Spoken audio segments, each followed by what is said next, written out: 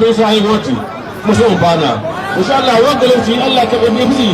kamar alwata sai mu auta bin alwata Allah ya ta don haka duk wani ba da ta ƙarya to ba ai san dai guda ba su ya koyana haka ma ana so a sa sarakuna siyasa to ni na ba shawara kar su ka je ka da mai dai wani da mai in sun kai na so ka da ko sai jima a garuruwan su in ma akwai hadda mai ci aizata da ni zai rike ko su sai da dalili ko aso uku ina da yara bai sai kula sai da ta fitar da ina gwamna kuma abin da kuma na ba shi da sabuwa ya hau na hawo kuma da ba su wata na ba mai bai pasu mai ko da ba jijjin ba sabbi amma ba ce su to sai da ba za ka da kwace muku to ku sai ko miji ba ne sai ku ji amma wallahi ba jimin ku rake ga wajen gidan su wadi don duk wanda bai kuyi hau zaki ba zaki ba kuyi sa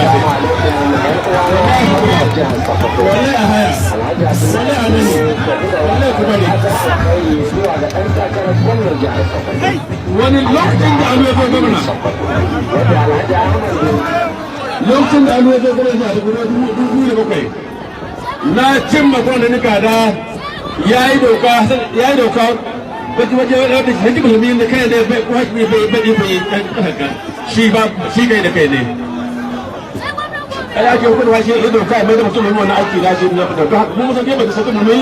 mu sa kuna ko kuna ga masu da kuma kan Allah zai ma da musu kansu bai da bakin banza kansu yake da ita dan ta da wani gare su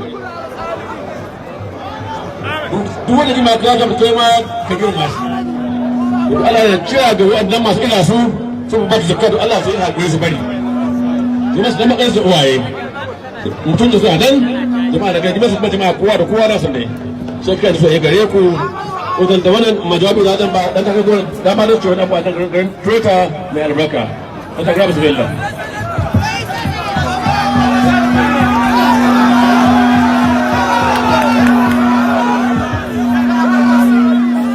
أعوذ بالله من الشيطان الرجيم